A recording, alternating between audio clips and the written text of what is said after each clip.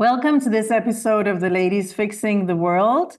We've decided today to introduce ourselves. We didn't do it in episode 1 because we just started talking, which is the most important part, to share the insights and the questions and the perspectives on unschooling. But equally, maybe we should not assume that everyone knows who we are, even though for the two others in this, maybe they do. So yeah, we decided to talk about who we are, where we are, how many kids we have, how unschooled they are, and maybe why, when we got started. So I think Sandra Dodd is very ready. Maybe you start. My name is Sandra Dodd, and I have 3 children. I didn't want to have children. I had thought the world is too harsh. I will not have children. And then I sort of accidentally did. And when we had a baby, Keith and I used to take turns being the one who said, let's do, and the other one's going, not yet. When we did, we both got really excited and really into it, and all of our hormones kicked in, which is great for us. And we said, let's have lots. We were already in our 30s, so it was not as advantageous. But we ended up with 3. And I had always been very interested in education and just curious about everything, and I had been a teacher in public schools. I had wanted to do that since I was little. I was good at making connections since, I don't know, just out of curiosity, but I had a teacher in high school too who did a just 6-week course. One year they let each teacher do what they were most interested in, and we did 6 weeks rotation. And my choir teacher did what he called humanities. He just called it humanities. And it was connections. It was history of Europe mostly, but it was music, architecture, clothing tied in. So instead of chopping this way, science and everything separate, it was this chop, vertical. Like in this place, they were doing all these different things. Why? How was the art related to the clothing and maybe the politics or whatever? And I thought, oh, this is great. This makes history science. You know, this makes science music, and all of these things can be connected. So I liked that. I liked the ideas that I got there. I was 15, maybe 16. And then I just carried that around with me and looked at the world through that lens. I graduated from college early. So I was only 20 when I graduated from college. My family was kind of falling apart. My mom was an alcoholic. So I didn't come from a lot of joy and stability in a way. My dad was great. And things were pretty solid. You know, I had a house, I had clothes, had musical instruments. So I felt rich. That was good. But as I came out of that problem, just as about the time I graduated from college, I saw people who were in calm, stable families have an advantage. I don't think I had really seen that before, because a lot of the families I knew, families of friends of mine, where I got to visit the house and stay over or whatever, you know, get to really know the family. Some of them were, you know, they're just the whole range of humans. Some of them were very quiet. I didn't learn much. Some were reactive and talkative, and I learned more. Some fell apart, some stayed together, but I hadn't been very analytical about the effect on the kids until I got older. I still didn't have children. So when I had children, everything that I was learning at the time started coming together in that same vein of comparison of factors and learning all kinds of things. Just before I got pregnant, I was going to Adult Children of Alcoholics. It's a part of a program called Al-Anon. It's part of 12-step programs. And that was very helpful, because they said, guess what? This probably could have messed you up or caused you some problems, but it wasn't your fault. Let's see how we can roll back, and you can see the world a little more clearly, and you can help heal your inner child. A lot of the people were carrying around teddy bears, like to represent the healing they were going to do for some other entity. And I found out I was pregnant. So I was focusing on, I need to fix this so that this little baby cannot have the disadvantages of alcoholism in the family. Because they said, even if your parents didn't drink, but if you had alcoholic grandparents, it can still have an ill effect on the way they parent, on the way that they see what's normal, on the way that they react to things. And I thought, wow, that's scary. And some people had 2 alcoholic parents, which was worse than mine. So my husband does not have alcoholic parents. So genetically, my kids were 1/4 proclivity of alcoholism. And I thought, this is good. We can work with this. We can rise above all this. And so that was my goal. Then when I had the baby, I joined La Leche League, which was a mothers helping other mothers nurse babies in an as healthy and sensible a way as they could. And those two things together really helped me. And both of those have ideas that flowed directly into unschooling so easily and so naturally. But we didn't know we were going to unschool. We thought we were going to put the kids in school. So gradually and very incrementally, we had it easy. We didn't send the first child to school. We thought we probably will send the next one. And so it was never one big momentous decision. It was very sneaky and flowy, and none of my children ever went to school. They're all grown now. 2 have children of their own. 1 went to college, and 1 got a fancy job where they waived college. They said, "Oh, you can do this and this. Okay, usually we want a college degree, but you're good. You're in." The other is the youngest, Holly. No children yet, no marriage, no fancy job, but she does a lot of little jobs and a lot of really interesting things, and knows a lot of great people who give her opportunities. So she's traveled a lot. Anyway, so that's that. I'm happy with all of them. They're happy with their upbringing. We learned a lot. We're still learning a lot along the way. And where are you, Sandra, for those who Oh, don't I'm know? sorry. I'm in Albuquerque, New Mexico. New Mexico is between Texas and Arizona and Colorado, and south is a little bit of Mexico. Mm. Well, all of Mexico, but touching. And that's where you've been the whole time? All of my marriage. Yeah, I've been in New Mexico most of my life. When I was very little, I was in Texas. I was born in Georgia, but that was just a fluke. My dad was working down there, and I popped out, but he was working in South Carolina. So I never lived in Georgia. I never lived in South Carolina. I was an infant. We lived near my grandmother. My dad came back to build my grandmother a house, and we lived next to there for a while. And when I was 6, we moved to northern New Mexico to a little town called Espanola, and that's where I taught. So I lived there for a long time. And now I've lived in Albuquerque since the late 70s, 1980. All our kids were born in Albuquerque. I feel like I have 200 questions I want to ask, but that might be too much of a deep dive into the introduction. That I want to know if you speak Spanish, and I want to know what happened. And I understand, but can barely speak, can understand a lot. But there's a lot of that goes on. If some older person would ask me where something was, I could answer in English. So that they would ask me in Spanish, I'd answer in English, and that worked all right. But it's the English that's in northern New Mexico is very old, because the people who came up there first and stayed, it was 1598 when the first Spanish farmers, they brought people who were going to stay, and they didn't keep in contact with the rest of the Spanish-speaking world. And I think it became mostly a non-literary situation where they weren't reading and writing much, and they didn't get the updates. So some of the words are old, are archaic, and some of the verb tenses are less jazzy, less fancy. And they picked up English words for things that were invented after they came along. So they didn't, they used troca for truck instead of camioneta.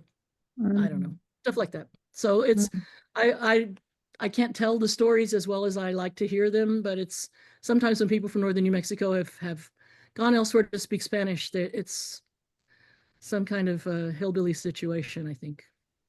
Well, it's a very big language, Spanish, spoken in many places. And it's everywhere. And even all of the countries in South America, Central America, they don't always understand each other super well. They have a whole different greetings and slang, and I don't know. But no, I didn't learn to speak Spanish fluently. I will try to not follow that path in my mind, but I think we skipped over. How did you become an unschooler? So you just said we never sent the first child to school. When I was in college, the professors that I had when I was, I majored in English, minored in psychology, took a lot of anthropology classes, enough for a minor. And I took education classes, but very quietly. And a couple of them I tested out of or opted out of, appealed to say, don't make me take this because I'm taking psychology classes. because a lot of the education stuff was very watered down. Mm. Psychology, child development. And I said, look, I already have these credits. Let me out. It was embarrassing in those days, maybe still sometimes, to be training to be a teacher. And I didn't go to the teacher training college in our state. I went to the liberal arts university. And I did want to be a teacher. But anyway, the people who were teaching in those days at that university were school reformers. The open classroom, the people who wrote the book called The Open Classroom were professors there. And we read John Holt. We read a lot of school reformers, but they made us read John Holt. Okay. So I was already exposed to the ideas. When I taught, I was using alternative methods. I never used the textbook that the state gave us. I made my own materials and we came up with exercises and projects. And so I was already doing an alternative ed style teaching. And so when we had babies, I was aware of child development and learning. I was open to the conversations and the play and the things that lead to more questions and ideas. One of the books that I have on my page, I don't even know if it's around anymore, it's called Philosophy in the Young Child. And it was about seeing philosophical questions in the things that children ask. Mm. So I was already looking at my kids like that. They're learning all the time. I didn't go, I could keep them out of school and be cool. It wasn't that at all. It's just that the first child didn't seem, in two different ways, he seemed not, it didn't seem like group situations were great for him. He would either jump in and do things wildly, or he would hang out by the wall and cry. Mm. It didn't seem like it would be good to send him to school. So we waited a year. We could wait a year easily because of his age. He was born in the summer. Because of the way the birthdays go, if you're born in the winter, there's some sort of have to or can't involved. But with a summer birthday, that's the option to wait a year or not. So it was easy for us to experiment with it, to try and see what happened. And it went so well, and it was so easy and so promising. You know, my husband wasn't worried about it at all then. And we gave the next two kids options when they got old enough to go to school and they wanted to stay home. So it was easy for us because we were confident and it was gradual. There was no, some people come to it in an emergency situation somehow because something terrible happened with their child in school or various things, but it was easy for us. It just turned out that it was, because I was not afraid of it. We used to read Growing Without Schooling magazine. There's nothing else. That John Holt had died just a couple of years before, but there were people still keeping a magazine up and they were still printing some of John's writings. And so there was a way to read about unschooling and to read stories of other people who were doing it. But you had to wait 2 months to read another magazine. But that's what I had at first. Well, back in the days, Yeah, maybe. in the 90s. And so as soon as we could get online, as soon as there were discussions, I went there. And there weren't many unschoolers at first, but there were more as time passed.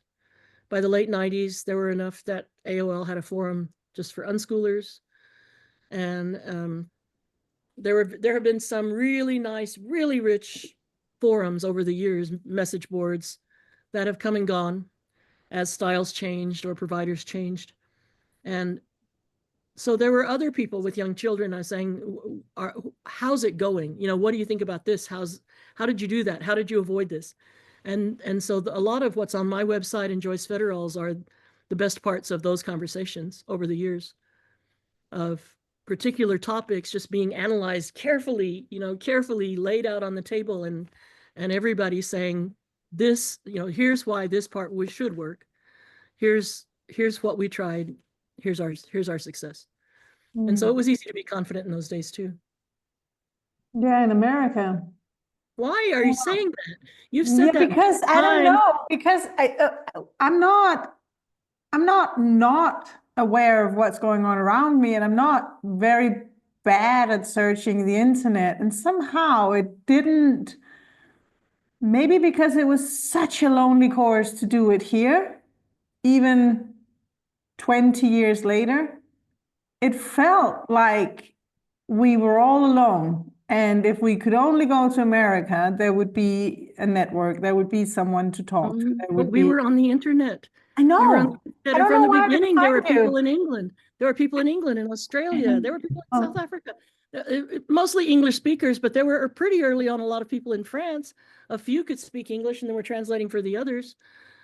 We I don't know why I didn't find it. Maybe I I don't am know. bad at Yeah, searching it the just internet. I don't know. I've spoken in several European countries, a few. Mm. But anyway, I know people who are not in America and tons of I think it was Canadians. my mindset, to be honest, because I knew about you, but I kind of felt that America was so far away. Well, I I didn't don't want to ask you in public, but you have several times said, "Well, yeah, that's fine for Americans." And I've kind of wanted to go, "What are you talking about?" Because there are so many people who are not Americans. know. Yeah, I know. I think we're venturing into a discussion, and it's not that I don't want to answer your question. No, you don't have to. I I'm just just trying to think that defend. we're doing this introduction thing and it's spiraling off. I'll note Well, it don't here, ask me 100 questions then. Let Sue introduce herself.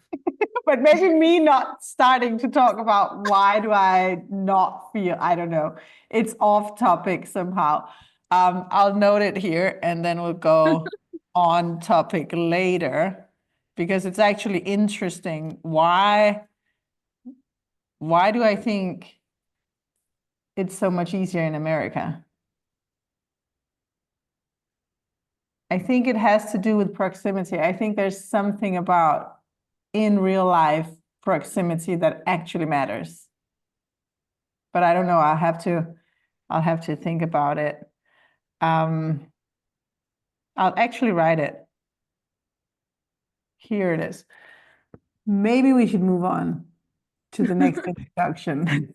If this is introductions. I mean, this is a long format podcast. That's what I love about podcasting, is the long format that we don't have to do everything in 60 seconds and be all focused and clear and short. We can actually unfold things. So it's all So good. shall I introduce myself next? I think you should, Cecilia? Sue. Okay, I'm Sue Elvis and I live south of Sydney in Australia. And I have 8 children. And there's some similarities in my story with yours, Sandra, but some differences as well. I had 3 children, I think, when my first one got to the age of 5.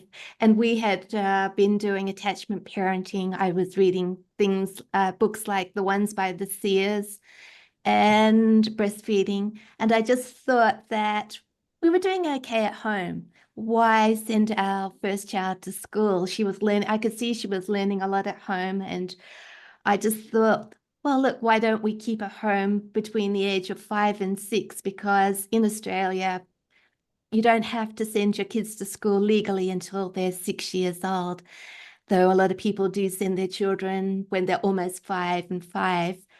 And my youngest brother, he was homeschooled. So I knew that homeschooling was a possibility here. So I told all my friends that we were keeping our daughter home an extra year. She wasn't going to go to school till she was 6. And then behind closed doors, we explored homeschooling. Now, I thought that we ought to go out and see if we could make contact with other homeschoolers in our area. We were in Sydney at the time, I think. And well, at least we traveled to Sydney for a couple of conferences, and they all turned out to be unschoolers, which seems to me rather remarkable all those years ago.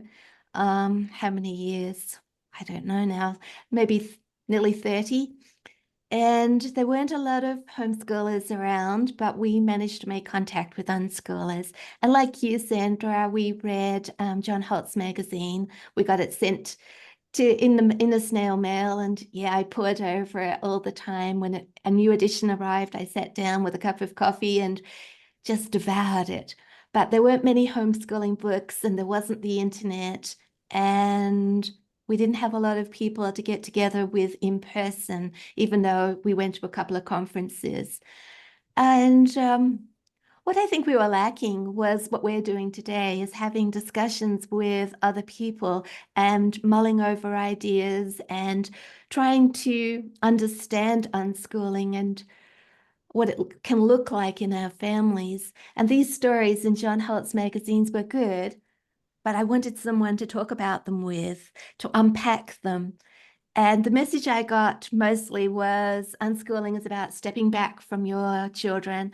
Children are naturally curious. They will learn everything they need to know.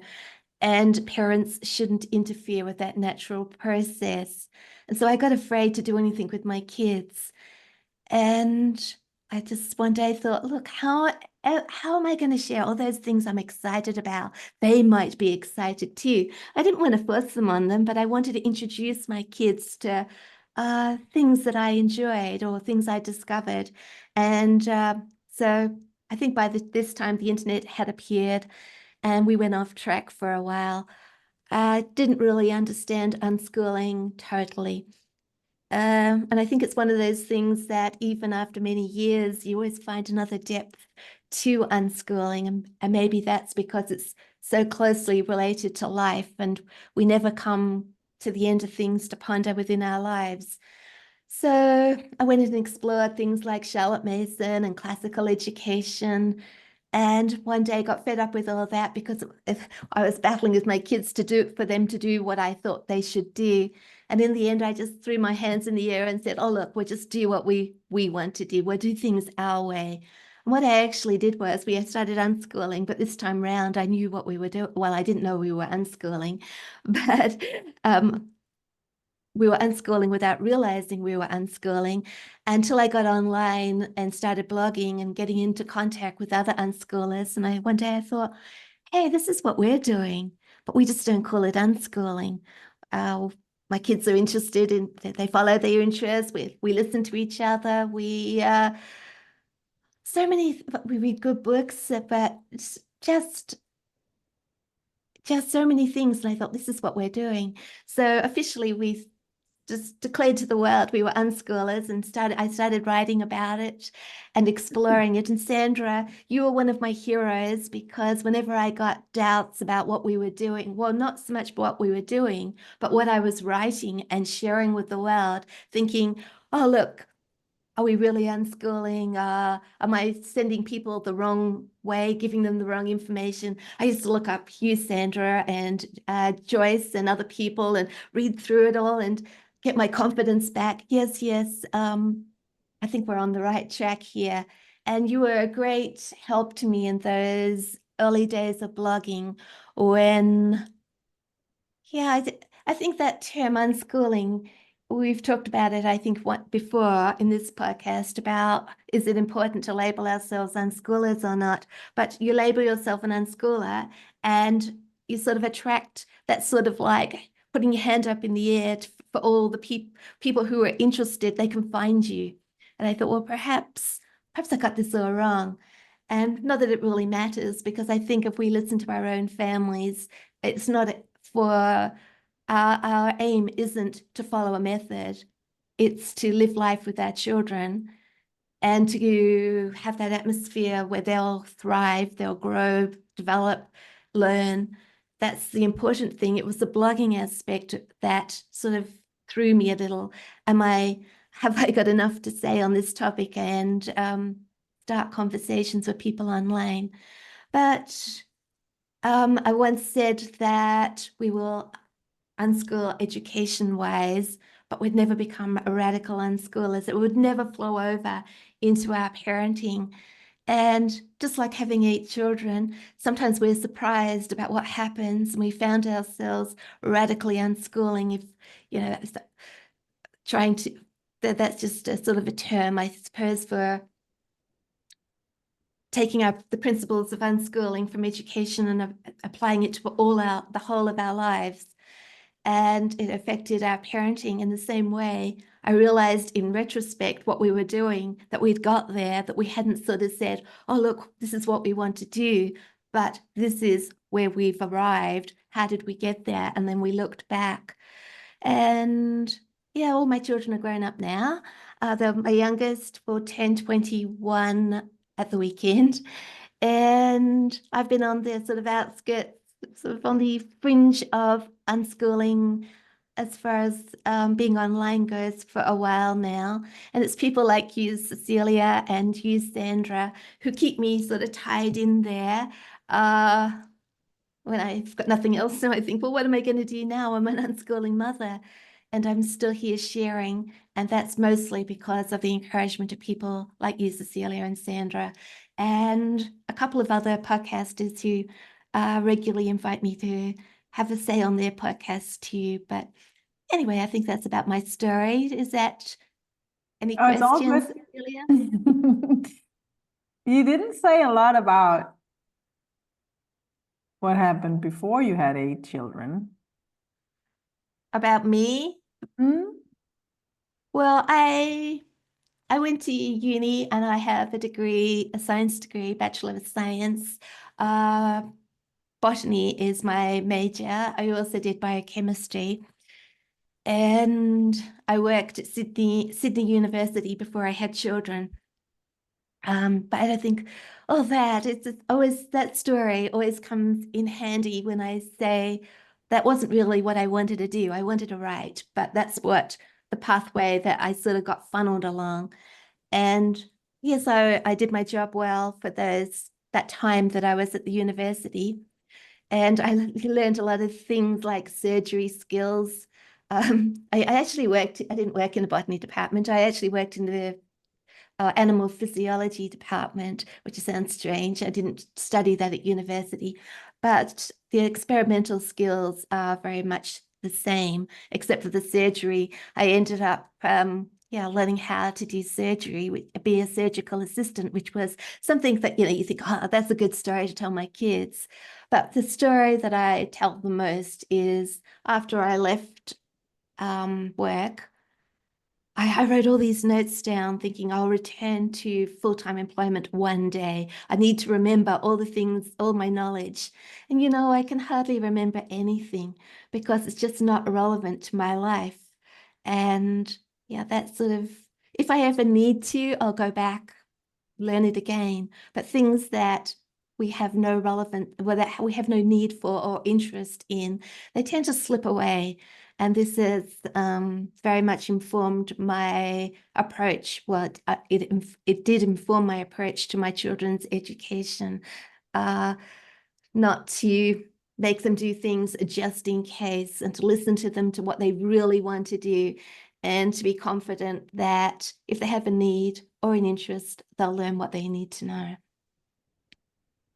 Yeah, it's been one of my big deals as well. This, we don't live our lives to prepare for some just in case future that might happen, because the ability to learn a skill or a language or a method, it's there. So if we ever find ourselves in need for that, we can go ahead and do it. We don't have to do it beforehand. It seems like a fear-based activity to do things just in case we need it.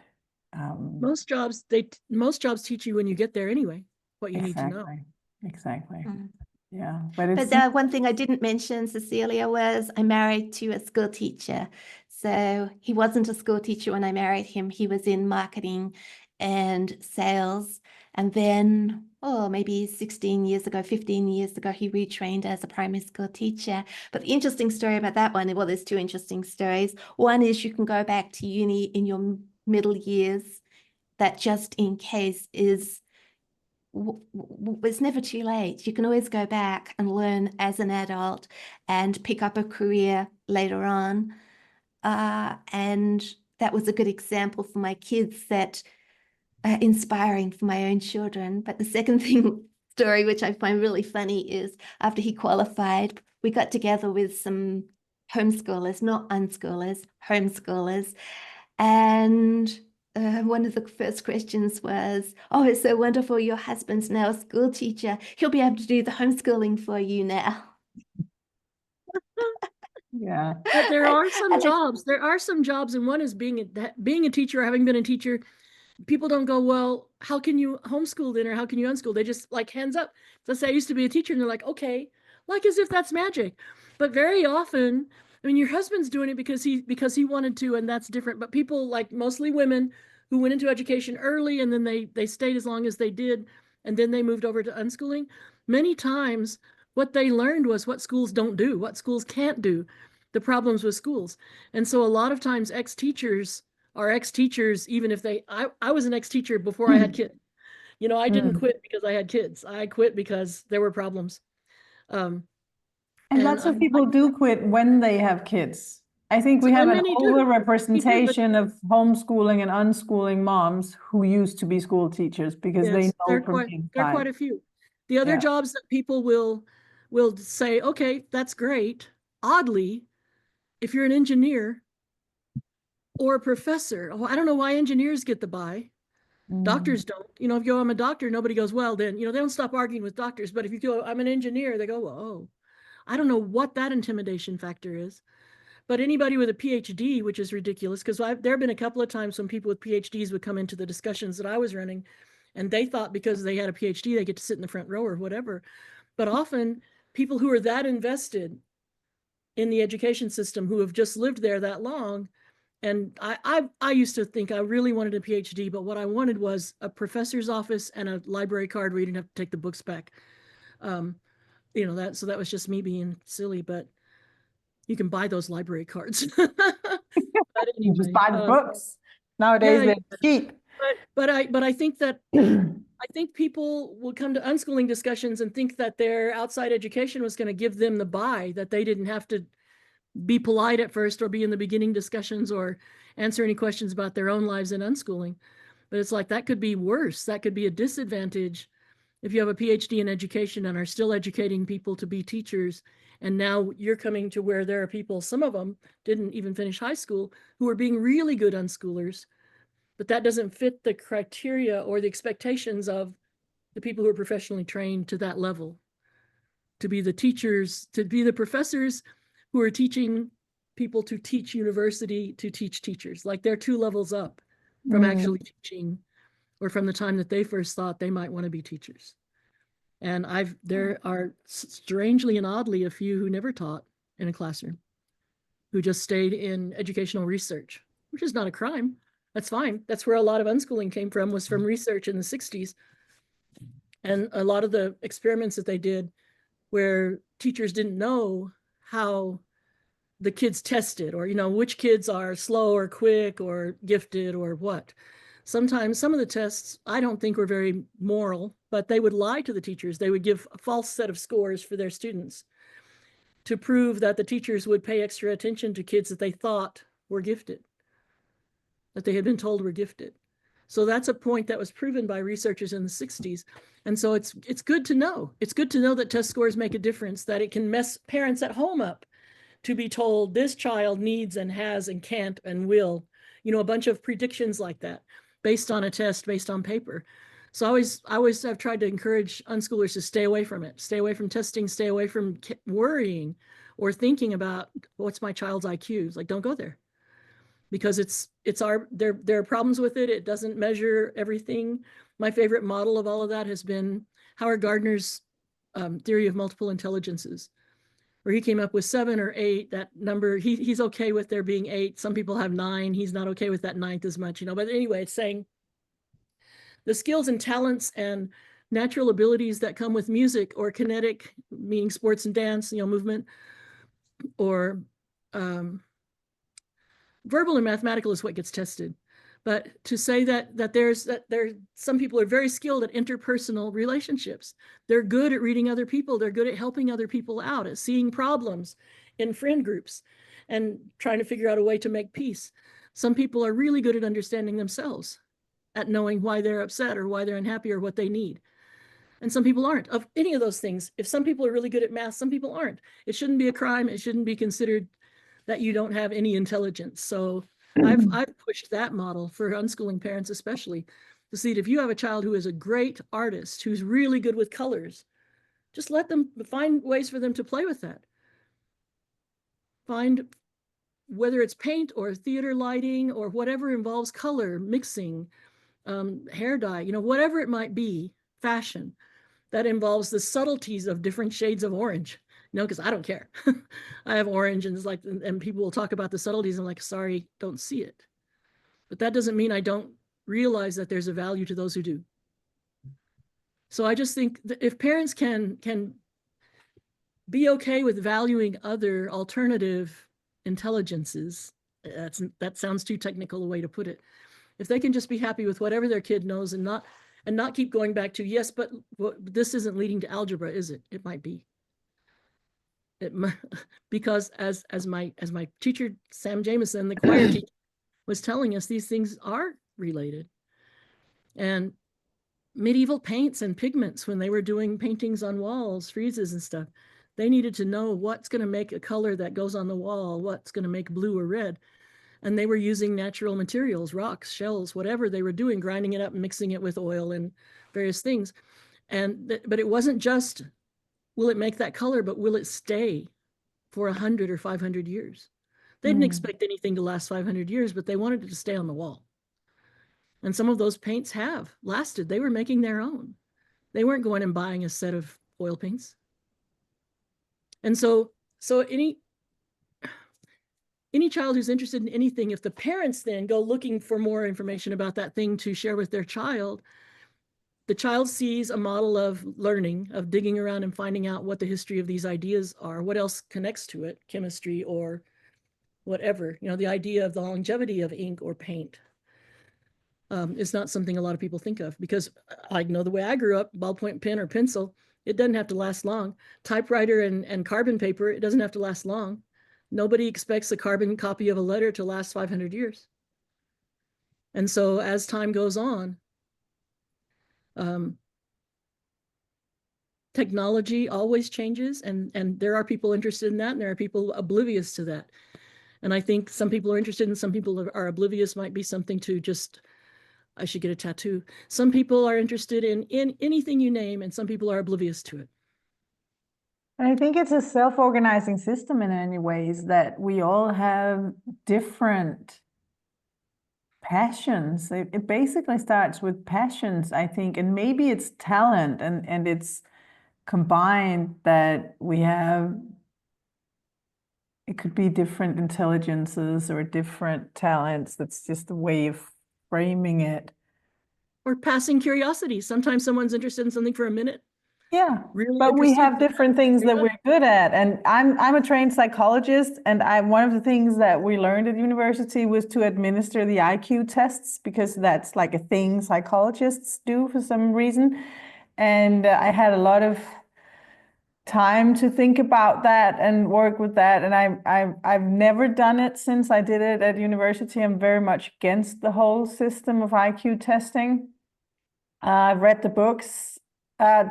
Something 25 years ago. I'm not updated, but I don't think the system, the base of the idea has changed a lot. Basically, we have a group of academics and an idea about academics, and they want to define intelligence, and they can't, because we cannot actually point to it. So they try to make a test, and basically it's a test of how much do the other person look like me? How much do they think, and how much do their brain work in the way my brain works? So we have a little group of people who are very good at some things, but not everything, because the people at universities, the academics, they're not the painters and they're not the dancers, and most of them couldn't build a house or grow a tomato if they had to. But they're good at some things, and the IQ test can measure how good is the other person at that exact thing. So it's basically, to me, the way I see it, a way of expressing people. It's old-fashioned. We do some sort of, what's the word? Like we group people. You're good and you're less good and you're worse. My hand is out of the frame here. And it has these numbers, and I have 102 and you have 104, so therefore you're better than me. It's silly, because what we Sorry. Sometimes you need to know if you're about to build a soccer team for, the day, a football team, or if, you need somebody to do something. We're an emergency situation. Who can go on foot 5 miles and cross a river? I can't. But we need to know who in that group that day for that purpose can do that thing. And I think that's a healthier way to be. In one situation, one person's skills are valuable. You're cooking a feast for a bunch of people. Who's the best to organize it? Who's the best to help? Who's the best to stay out of the kitchen? And I think if you see it as a variable that doesn't stay constant, like an IQ, it's so much more healthy. But it's always, I mean, everything is contextual. And if someone's building me a bridge, I would like that to be an engineer, or at least the person doing the math behind it, making the plan, obviously. And I would also prefer someone with a lot of years of medical training if I had open heart surgery. I mean, it's not that I don't want professionals around me. But you went to the doctor for that surgery. You knew you were looking for a doctor. That doctor may be useless now when we're cooking, or may not be able to run 5 miles and cross a river. I want to have that doctor build my house. Right. So, and I think it's a self-organizing system on a big scale, that we all have different intelligences or different talents or different passions or whatever we want to call it. And if we let people flow and flourish with what they are, then we get a society full of different people with different skills. And if they all had, oh God, I'm struggling with words tonight. Confidence. If they all had confidence, I am just as valuable as the heart surgeon. Is that the word?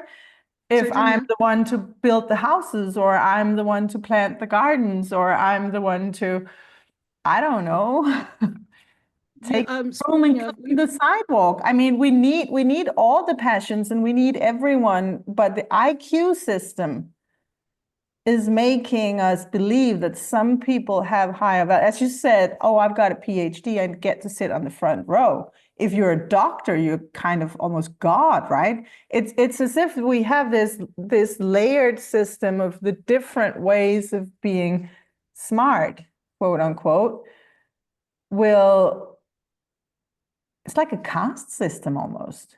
It is. So therefore, I've never done an IQ test after I graduated. I don't want to do it. I think it's a system of oppression, and I think it's wrong. And I think we have to not think about it. It's part of academia, where people do need to be ranked. Because if you're in academia, you want the person who's helping you edit a book or helping you do research. You want them to be like that surgeon. You want them to really know what they're talking about. You want an expert historian or an expert. I don't care about the IQ of that surgeon. I want to know how much open heart surgery he's done before, and I want to know his success rate, and I want to know how passionate he is about what he's doing and how updated he is on how we do open heart surgery right now. I don't care how good he is at math, or how many words he knows in Latin, or all the other stupid things we test in an IQ test. So one thing we were planning to talk about today is waking up with a hungry mind, and I really want to get to that, but you didn't introduce yourself. No, Cecilie. I didn't. I started talking, which is... Where are you? I am actually in my home country, less than 30 kilometers from where I was born, which is a rarity because I'm also a nomad. I have been traveling for almost 7 years nonstop. And before that, I was just traveling as much as I could. So I have some gypsy thing in my passion pool. I'm in Denmark.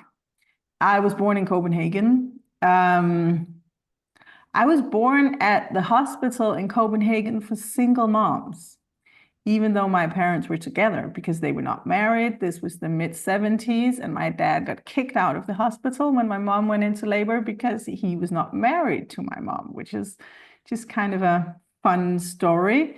Not for them at the time, but later on.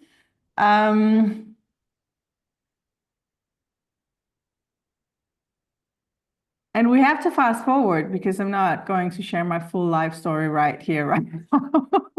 We should also talk about that hungry brain. 23 years old was my mom at the time when she got me, and 23 years later, almost exactly, I had my first child. So I was repeating a system, though I was actually a single mom. I had he was tall, he was blonde, and he was gone when I woke up situation. I was very happy to become a single mom. I was very happy with this child that I was having. I was sure that this was the right thing for me, and everyone around me thought I was insane, except for one of my grandmothers. Of course, the child was loved by everyone once she came to this world. So that was a very radical choice I took. At the time, I was studying psychology at the University of Copenhagen, which was, I knew that I wanted to study psychology since I was maybe 15. So yeah, that was just my thing. 5 years later, I met my husband. He's my first boyfriend from when I was a teenager. So we kind of re-met on a summer day in Copenhagen where the sun almost never sets. And he was out because he had been out drinking the day before. So he was out looking for breakfast. And I was a single mom with a 5-year-old. We were playing football by a fountain in the city center. And then we wanted an early dinner. So he was having breakfast. We were having dinner at the same vegetarian restaurant. And we hadn't seen each other for a very long time, though we are the same age and come from the same very small city. Copenhagen is the capital, but it's not huge. And yeah, so he charmed the child. It's an easy trick to do. And here we are, 20 years later. We had 3 children together, lived in a beautiful house for 12 years until we went fully nomadic 7 years ago. I think it was ignited by the cancer I had after we had child number 3. He adopted the first one. So we had my third child when I was, I don't know, maybe 33. And then I had cancer a year or 2 later. She was really little. It was really horrible. I was still breastfeeding and, they had to pull her off the breast. And I had leukemia and I was lucky enough to survive, obviously. And then we had a miracle child. So I wasn't supposed to be able to have more children, but we had one more. So now I have 4. And I just think it's not like the cancer really changed me. I just became more radical. So everything I already thought and everything I already kind of believed in and all my values were the same. There was just even less bullshit. I was like, you know what? I don't have time for this. Life is too short for this. I'm too grateful to be here for this. I'm not going to work again. I'm not putting on fancy clothes and pretending to be, I'm just going to stay home with my kids. That's the only important thing. And also, I suffer from seasonal affective disorder, so it's a really bad idea to live in Scandinavia. And I really suffered, and the years just got worse and worse. My mother's mother, my maternal grandmother, I've learned the lingo now. She was also, he was tall and blonde and gone when I woke up, child, kind of, except he was Jewish and gone when I woke up. So she grew up with this. It was a shame. She was born in 26, and back then it was shameful to have a Jewish ancestor.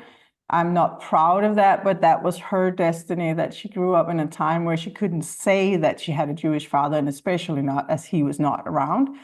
And I think those Jewish genes, because he came from very much further south, you can see it. I look way darker. My children are all blonde, and some of them even have blue eyes.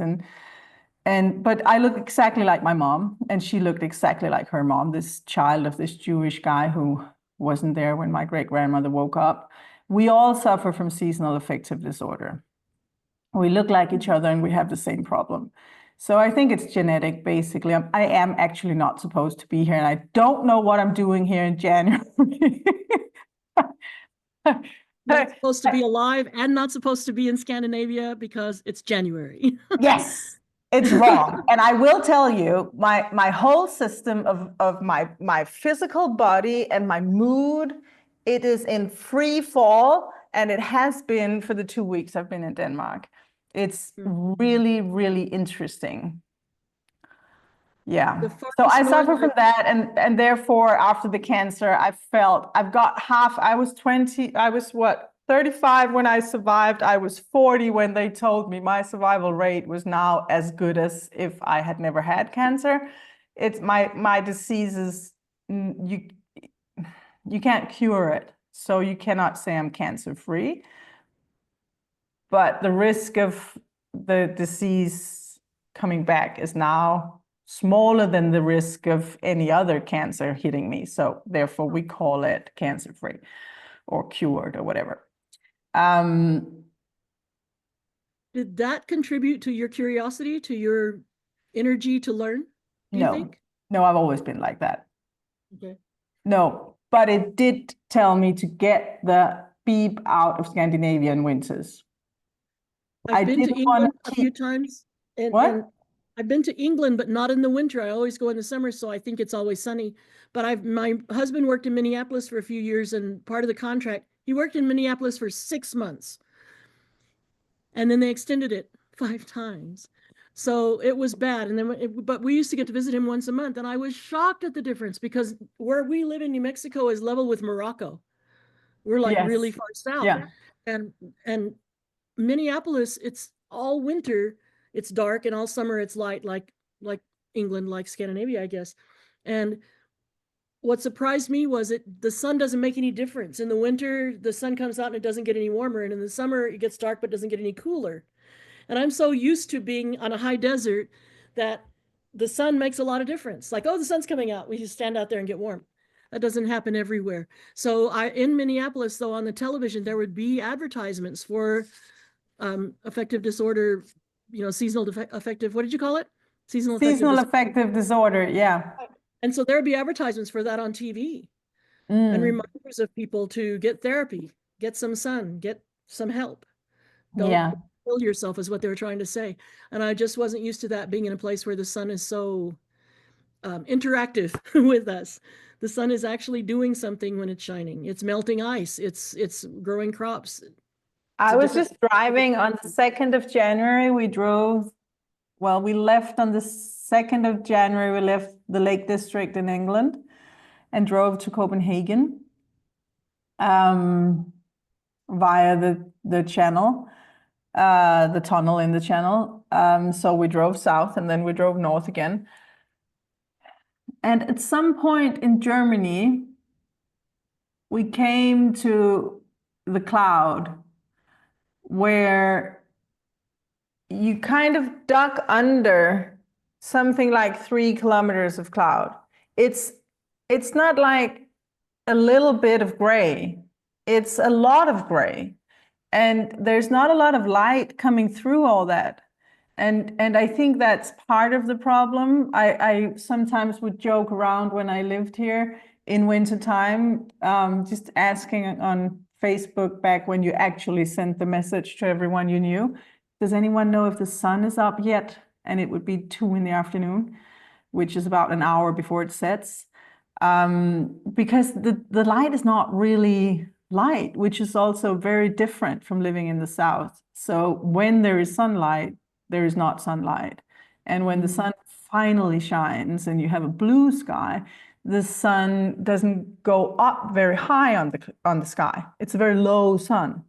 So technically you don't get the sunlight into the neurons in your eyes that you need to start your whole hormonal system of serotonin and melatonin. Did you start traveling with your family largely because of that? Because of your need to get out from under that cloud? It was part of it. It was a big part of it. So you travel in Europe quite a bit. Spain is pretty far south. You've been there a lot, right? Yes. Where else? And you've been to Mexico? Where else? Well, We have mostly been in Europe. We started out with a big bus. So we started out driving an 11-ton thing, which limits it. But we didn't drive it very far. We parked it in Spain and it didn't move at all. And we bought a smaller one, started traveling in that. And then COVID hit. And we had, one of the children had a big problem with, it's not just the teeth, it was the whole facial structure that had to have some help. So because of COVID, we got pretty scared of another lockdown happening where you couldn't fly. And we decided until his teeth were all right and his whole, because it had to do with breathing in the nose and the tongue and stuff. And it had to be done while he was in the growth spurt. We had it done in Barcelona, took 4.5 years. And that whole process, after the first lockdown, we decided we don't want to leave mainland Europe. We want to be able to drive to the doctor because this is too dangerous. So we've been everywhere in Europe, mostly Western Europe, less so in Eastern Europe. We have been in Eastern Europe. Turkey is also, you can drive back to Barcelona. And then last year when his teeth were not completely done, they're not exactly done yet, but they are so close to done that it's not dangerous. And the doctor has said any doctor can help you now. You can just call me and I can tell the doctor anywhere what to do. So now we're more safe. So we flew to Mexico, visited, I think it was 8 different locations in Mexico and 4 in the US, and then we flew back in the spring. And then we've been in Europe ever since. Yeah, we haven't been traveling everywhere. And I also just want to say, just to make sure it doesn't come out as if it's only my seasonal affective disorder making us live this crazy life, that we did it. And we have been, just like with the unschooling, asking the kids all the time, do you want to keep going or do you want to do something else? Do you want to settle down somewhere? Do you want to change the pace or the way or the location or the base of our lifestyle? Because of course I can live in many places. I just have a hard time in Scandinavia in the winter. But I could settle down. I would just prefer settling down. I usually say south of the Loire Valley, which is in France, preferably south of the Pyrenees or the Alps, so that I get enough sunlight. But if they need something else, I can do it. I just have to fix it. I have to fix it with a lot of traveling in the winter and a lot of sunlight therapy. I have, there are all the glasses and the lamps and things. It's not like it can't be fixed. It's just, yeah. So that was the other thing I got from the cancer was, why do I have to cope with winter? Why do I have to be this negative person every year in May? I have to say I'm sorry for everything I said the past 6 months. It's not fun. It's not fun for anyone. And the fun thing about being here now, we're staying for a month in the middle of the winter, is that a lot has changed in 7 years, and we've all grown. And all of my children now see it. I'm not playing pretend. They see it and they're like, let's get the out of here. This is not fun. One of them feel the same. One of them has the exact same feeling. I can't thrive here. I need to get south. I need to get out. So that's nice that I'm not alone now. But also they see that this doesn't work. Mom doesn't work. Mom is out of order. We have to hard boot her when we get south. And so they know I'm not just being crazy. Yeah, big long introduction of me.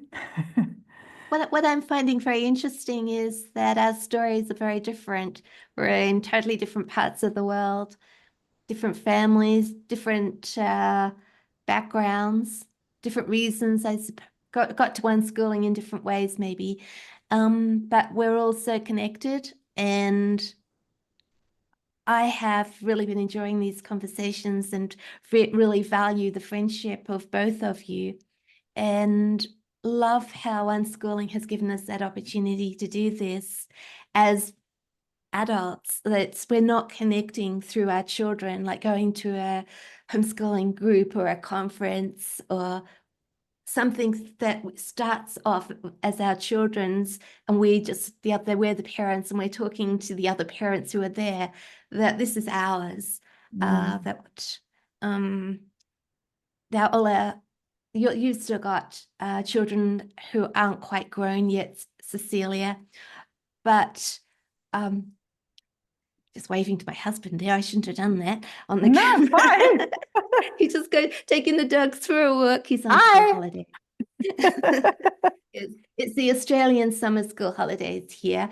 And this is why I'm sitting here listening to you talk about not many hours a day, well, too many hours of daylight or not enough. And we have pretty good sun and daylight even in winter. It's pretty good. So yeah, so I don't know what I was saying, but yes. So we were talking before we started, we were talking about how schooling has affected us as adults, health, the hungry brain and all that. And I find it quite remarkable that looking back when we started homeschooling, because that's where we started, thinking about, do we homeschool? Do we send our kids to school? It was all about our kids. And I've been very surprised to find out that this has been a journey for all of us, and the changes and the growth and the opportunities that have come my way and the things that I'm doing are really quite remarkable. I think back to the woman I was when I set out. I think I had my first child at 26. So that's a long time ago. But the adventures we've had in between time, and they're very unlike your adventures, Cecilia, because I haven't been very far in the last few years, very much a homebody. We've moved from house to house, but all my kids have grown up in one state, New South Wales. And though they've had multiple homes, because for a long time we were renting, and we just moved from rental home to rental home, and we tried a few different areas. We lived in Sydney, we lived on the coast in Wollongong. We now live south of Sydney in a more rural area.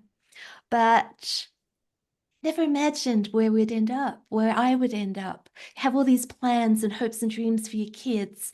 And I suppose that in a way, every parent has dreams for their kids, things that they would like them to have, even if it's just they want their kids to be self-supportive and happy and whatever. But for me, I never imagined where I would go, what I would learn, and the person that I would become because of this. So yeah, anyway, that was just a thought I was having there, Cecilia, while you were talking. Well, it was the thing that we were going to talk about today, who we are in it, and what our style or maybe you can introduce it, Sandra. Maybe my brain is a little weird right now. Well, once you had mentioned that you felt like you woke up every day with a hungry brain. Some people, probably most people are born that way because they're learning language. And the question of little kids is, what's that? What's that? What's that? Like, name it. What do I call this? What's the difference in this and this? Difference in a horse and a cow, or a dog and a cat when they're little. And as you get older, some people, whether because of school or their families or their friends, that gets tamped down. Other people are saying, don't ask so many questions. I heard that too much when I was a kid. Don't ask. It's not good. So I was determined not to do that to my kids. I would answer their questions. And now with grandkids, they're young. A lot of them are really young. One's a teen. And I'm willing to answer their questions at length and let them touch things and show them things, because I know the harm that can come of saying, no, be quiet, don't. It's none of your business, don't touch it. That's not what we're learning. Or the harm that can come from being, you're interested in something, but somebody, school, parents, whatever, don't value that and make you learn something else, so that you're constantly trying to, the things that you're naturally curious about get pushed aside, and you find that you're fulfilling the expectations, doing stuff that other people think you should do. And for me, that closed down my curiosity, that it became a chore. Wasn't motivated anymore by my curiosity. I was motivated, well, I wasn't motivated, I was pushed, and ended up as a young adult not curious at all. I think we spoke about this a little bit in our last episode. And I think one of the great things that unschooling has given me is it has returned my curiosity. Watching the world through my kids' eyes, learning more about how kids learn, looking back and seeing the process I went through, and then just being allowed to investigate things that are of interest to me, and discovering that the world is such a fascinating place again. And it's not just a place where you're given tasks to do which you don't really want to do, and that you're fighting all the time to be yourself and to express yourself and to go along your own pathway. That has been good. I think some people, Cecilia's saying she's always been curious that way, and that's great. I was too. I never had mine crushed. I was always nosy.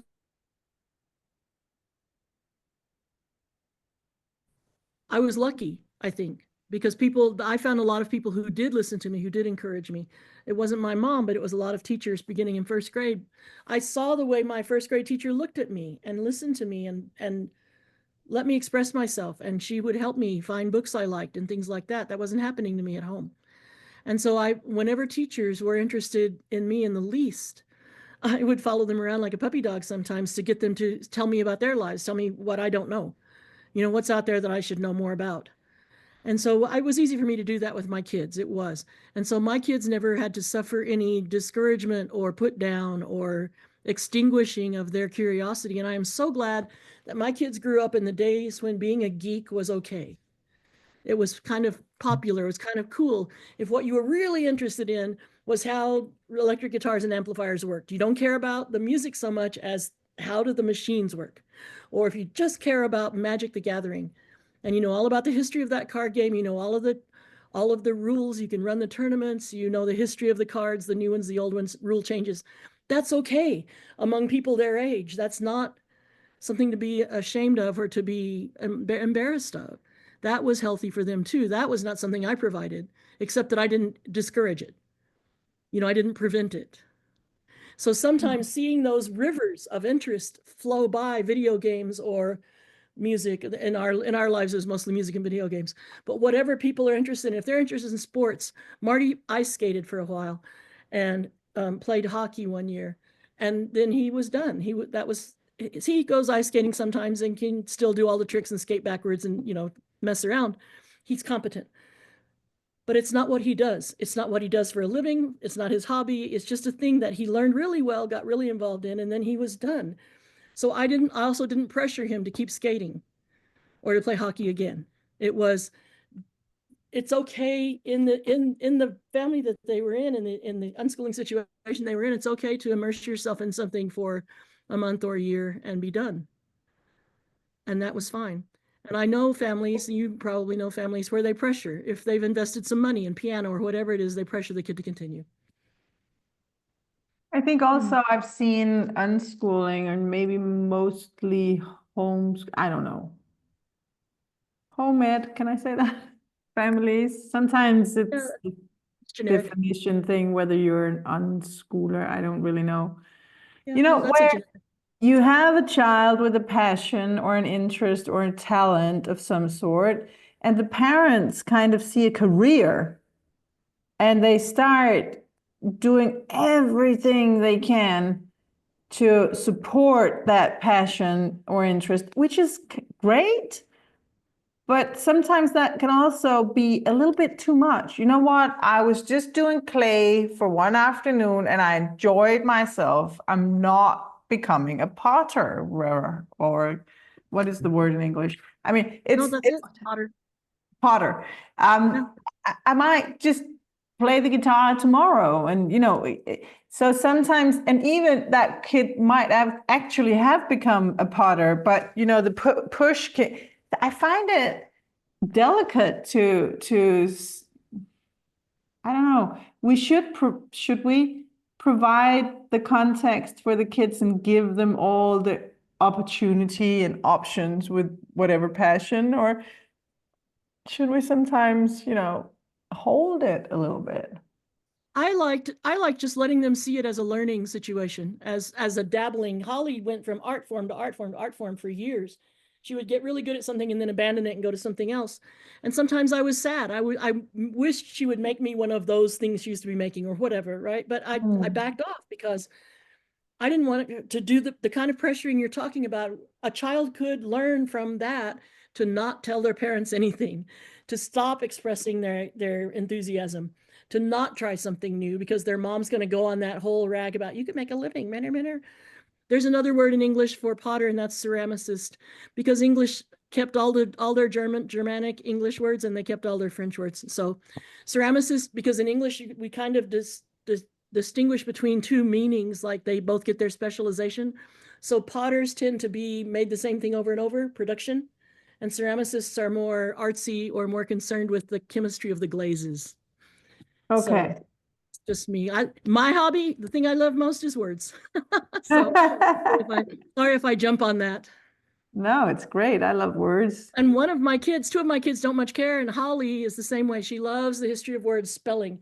She read relatively late. She didn't read fluently until she was 11, but she had such a big vocabulary by the time she read that she didn't need to do any beginning books. So, she just knew all the big words already, and as soon as she could read them. But the interesting thing about Holly's reading is she looked first for vowel combos, for blends. And so any word that had TH in it, she like scans the word, she sees TH. That's bad in English because we have a whole lot of compound words. And like bathhouse, I'm not thinking of a good example, but she sometimes she would see that TH in it. Bathhouse is a bad example. She would see that TH and it wasn't what it should be. It was that the T is part of the first word and the H is part of the second word. And so I got to see English anew when Holly was explaining what it looked like to her. I got to see written English from a whole new way because she was old enough to describe what she was learning. I have two granddaughters right now who are reading, and they're very young. So they're not going to know. They can't help me. They can't tell me any stories. It's fun that they're reading.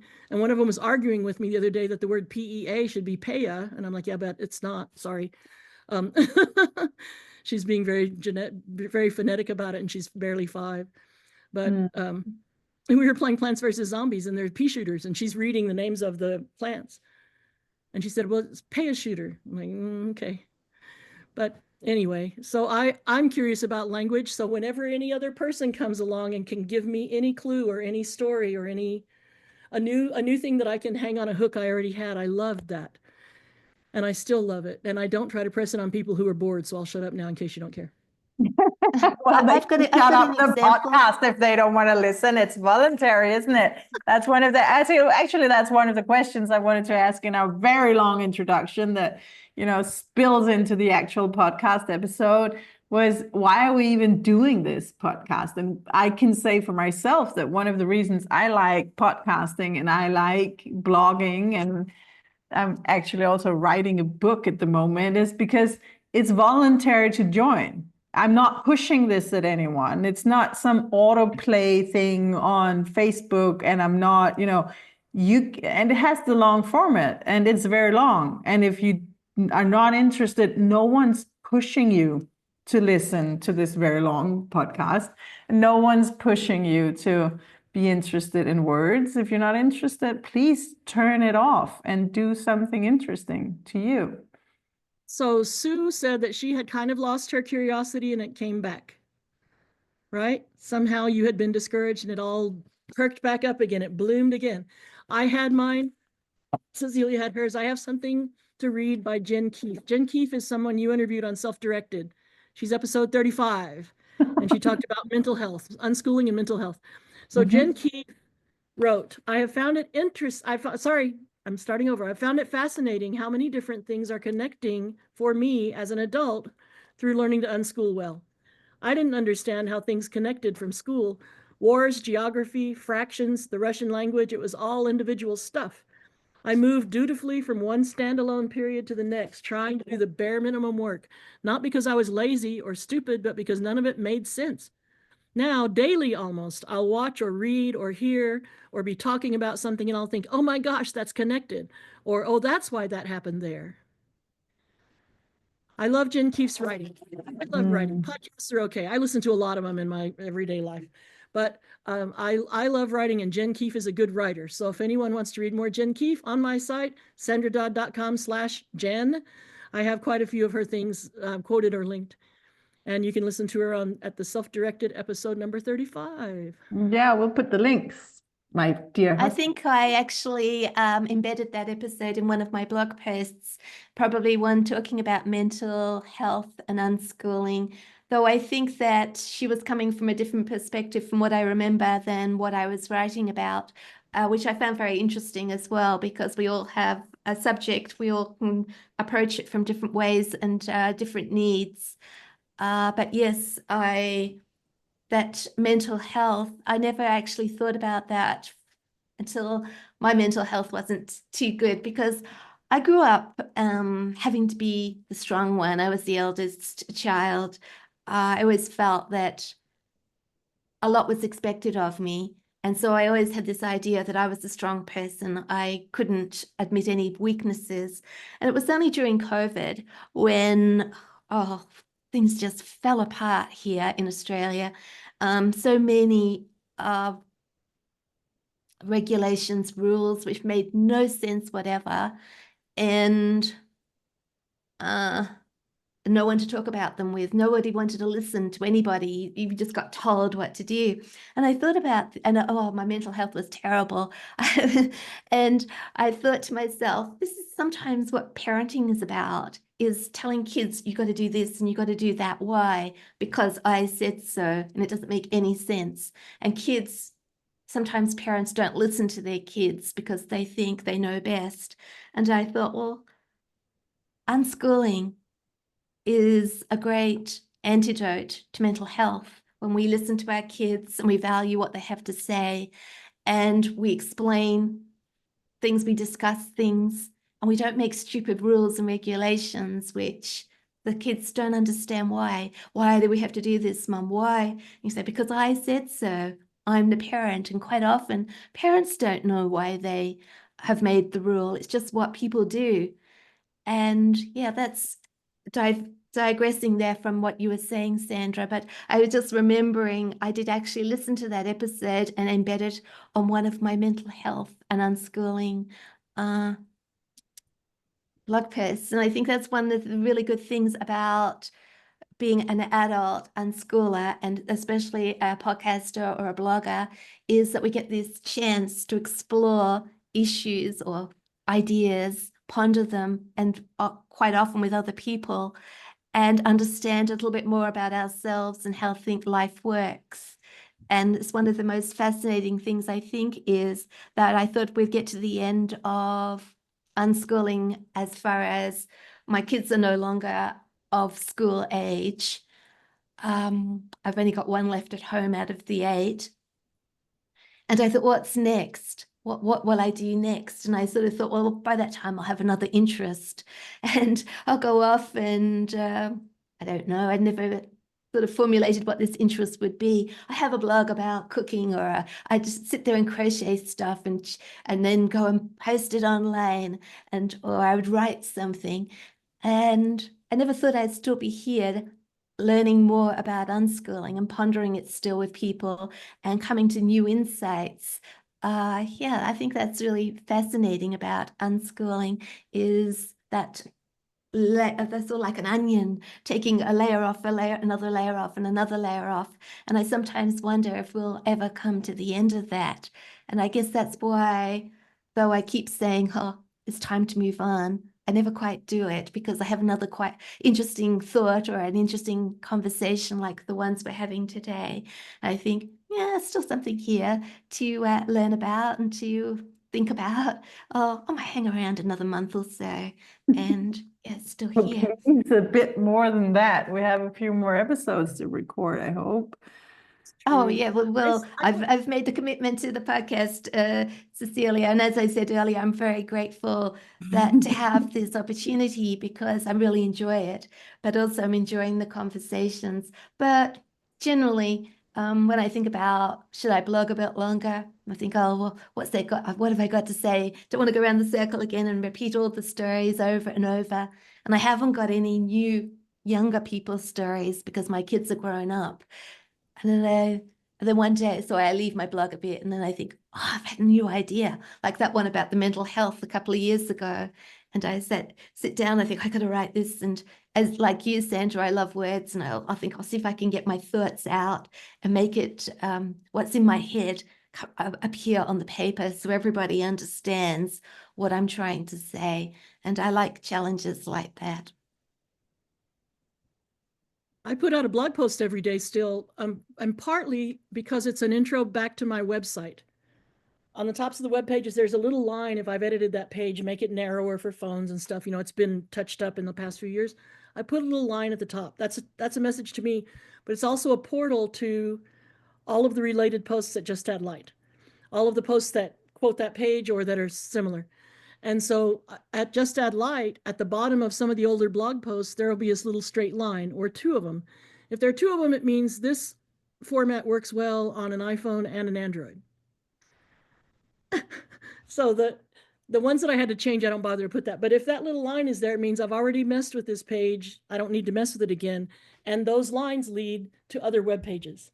So since I needed to mark it anyway, I made those portals. So that way people can flow through the ideas better. You can see something related.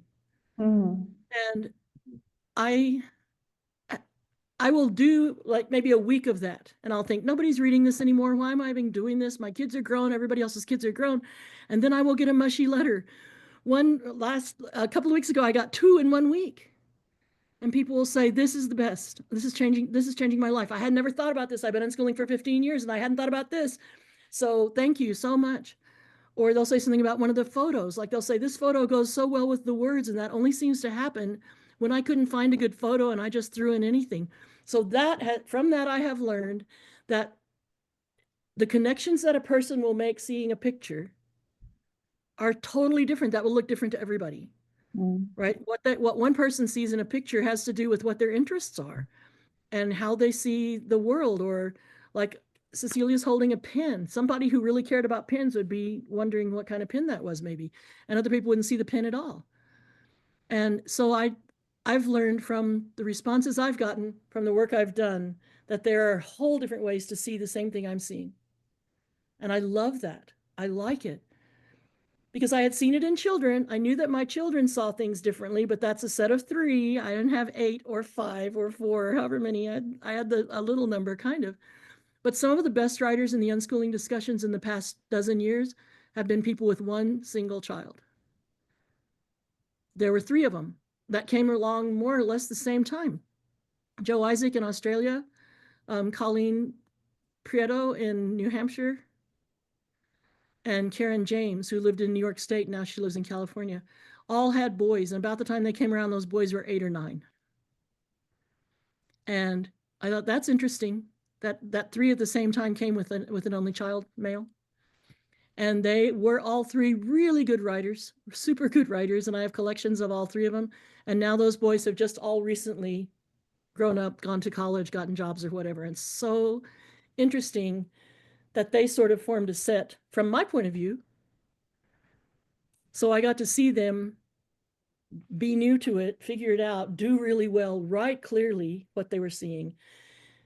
And what they didn't get to see is how different it would have been if they'd had another child or 2 or 3 or 8.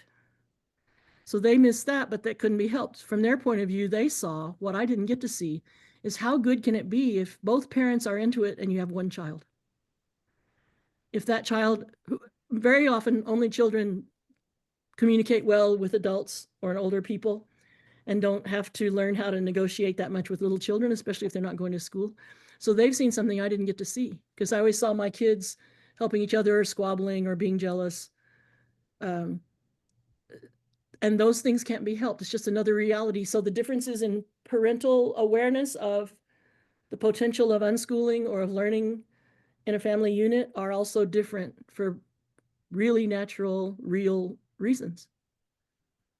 So it can't be the same for me as for Sue. Sue knows things I don't know because she had a large range of kids at different ages at the same time.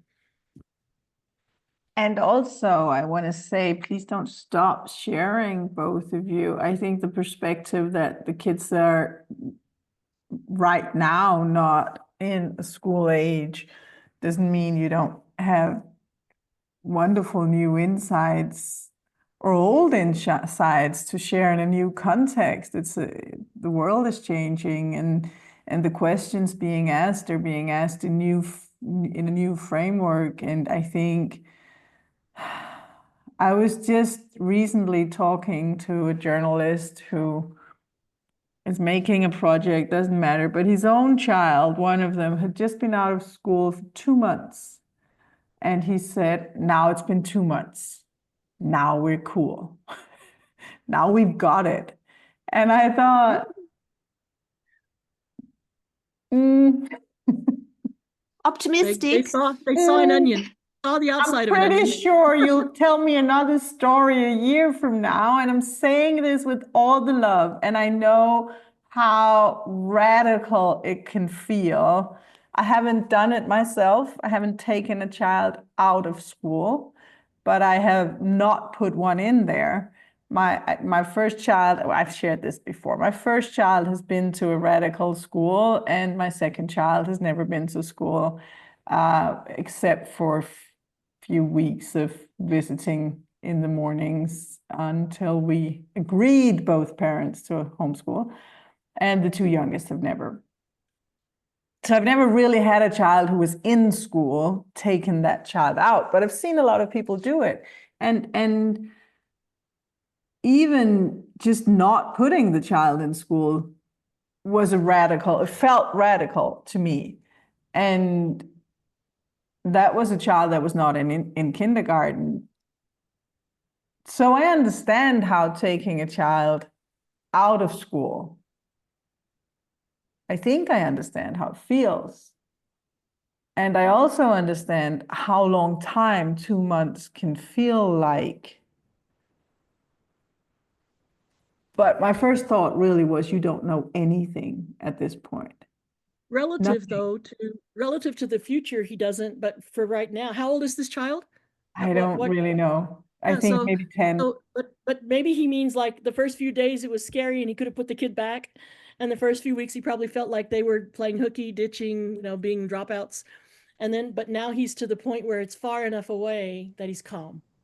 Well, I think it's cool, and all my love goes to it. What I mean is just, I have now, I don't know how many years, maybe 12 years of experience unschooling, and you both have way more. And thinking, just because the children are not actually in the age where they would normally be in mandatory school, we should sip it and do something else. I think that line of thought is wrong. I think we have great experience, and we need to keep talking about it. I have a good friend, a good homeschooling friend, a very radical woman, not radical unschooler, but radical in many ways. And she says basically parenting, being a mom, is just preparing to be a grandmother.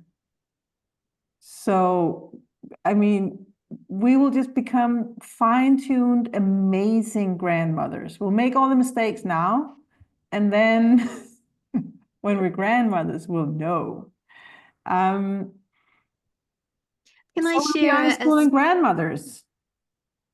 Can I share an idea that I've been pondering recently, just to show that when you think that you've come to the end and then you have this other idea, something else pops up. I've 2 or 3 blog posts back, I started thinking about aging. And there's so many younger unschoolers around sharing unschooling, like on social media. And I'm not on social media much, but sometimes I'll scroll through, and I'm always discouraged. It's that typical Instagram feeling. And I think, what am I doing here? Look, all these vibrant younger people sharing unschooling. And what am I doing? I'm finished. I'm old. Nobody wants to listen to me anymore. I've done my bit. And then I read this book by Arthur Brooks, and I'm not exactly sure what the title is. It's something to do with happiness. And he was saying, as we age, we have to stop. We have to move on as we age if we want to be happy. We have to let go of stages of our lives and move on to the next stage. But what is relevant to me was that stop competing with these younger people, younger unschoolers, and I can't compete with them anymore, but just retell old stories about my kids as they were growing up. That's because they're not around anymore. But that's not my value anymore. What my value is, because as you get older, our brains change. As a hungry brain, we always stay hungry. But Arthur Brooks was talking about our brains decline. And my first thought was, no, my brain's not going to decline. I keep active. I'm going to read this memory book about improving my memory skills. No, I'm not going to decline. And I kept reading. And what he was saying was that in some areas, our brain declines, but we pick up skills in a different area, so that the person I am today is not the person I was 20, 30 years ago, because naturally I have, it's not even a case of wanting to change. It's just a natural process. I'm at a different stage of my life. And what I have now is vast reservoirs of knowledge. And what do you say? That older people have all this knowledge and they know how to use it. Whereas younger people, they have all the enthusiasm and they're thinking about things. But yeah, look back at how I was when I was younger. I was exploring all sorts of ideas and, oh, I'm going to go and have a look at Charlotte Mason and how does this work? But now I can't give my readers or my listeners reassurance that just do what we do and your kids will turn out perfectly, because I don't think that's realistic. But what I can say is just do it anyway, because this is good for all of us. But I can't explain it properly. I've written blog posts about it, but it sort of made me feel that there is a role for older unschoolers, because we give something different to their conversation than younger ones, or me as a younger person, I have a different role to play now. And that's all right. And if I want to be happy, then I have to let go of the person I was and embrace the person I am now. And how does that look as far as sharing unschooling? I'm not exactly sure yet, haven't worked that out, but it's certainly not from going on Instagram and feeling downhearted because all these people have these fabulous photos of all these things their kids are doing, and they're doing things that I posted about years ago, and I feel I can't do that anymore because I'm not there. And so, yeah, just sort of our roles get taken over, but do we have something different to offer in our later years? Maybe that's the next thing I'm sort of exploring. I think they would do well to pick up things from people from different ages, different periods of. Oh, yes. Maybe, yeah. I, So that they're am I, lucky. am I have to clarify some... that. Can I just clarify that, Sandra? I was in my blog post, I was saying that people that are interested in unschoolers need that younger group of people, like I needed it when I was younger, to surround myself with people, same age children. But maybe everybody also needs somebody, doesn't have to be me, could be, we all have different people we relate to, but it might be beneficial to have somebody older as well for different reasons, like more traditional mentoring, looking at that sort of role. Right. Is that book called From Strength to Strength? Yeah, it might be, yeah. Okay, I was looking it up to see, so I might look that up too, because yeah, it is. I'm getting old and I repeat myself sometimes. I probably will do it to you guys. Sorry. I'm pretty sure that what you repeat is worth repeating, Yep. Repeating gives everybody a second chance to absorb the information, because sometimes you hear something once, but you don't quite catch it, and you need time to ponder it, hear it again, and hear another story about it, and yeah, it's all right to revisit ideas and take time over absorbing them. And the context will be a new context. Yes, that's true. I like having interests in common with different ones of my kids, because with me and Holly, it's language and music. And it's nice to know which one of them will be interested in what sort of trivia I've just discovered, or to ask them if I can't find something because I know they know. I like that, to use them as resources. And that's been helpful with the other unschooling parents that I've been in contact with. Different ones are kind of experts in different things, sometimes literally so. Joe Isaac in Australia is a biologist. She knows all about the animals there, especially possums. Like, she really knows. And Skylar Wainforth, who's lived in the United States and England, and she's in Australia now, she knows all about anthropology. And her husband works at a medical school, and his specialty is, I'm not thinking of the name of it, but it's biology. It's biology, but it's also anthropology. So it's evolutionary biology, I think they call it. So the history of how people feel and how they know what they know, and I don't know how to describe it very well, but he knew all about studies that could support some unschooling things about, like, if you have all the food you want, how much do you eat? If it's limited, how does that affect? So were studies that they had done with feedlots and feeding animals and stuff. And so that was really interesting, because he knew enough science to read those studies and know how it applied to unschooling ideas. And so it was always awesome to have those experts around to ask. Pam Sarushian was teaching economics and statistics. So whenever something technical needed to be read or explained, we go, Pam, what are they saying? And she was really good at helping out. So the relationships I had with them sometimes involved their kids. Sometimes my kids would be friends with their kids. Sometimes I didn't even know their kid at all. It was either an in-person, some little bit in person and a lot online relationship where we knew what the other people knew. So we knew in a discussion who to call on. If somebody just happens to not have been in a discussion for a couple of weeks, we could call them in and say, somebody's asking about this, could you come help?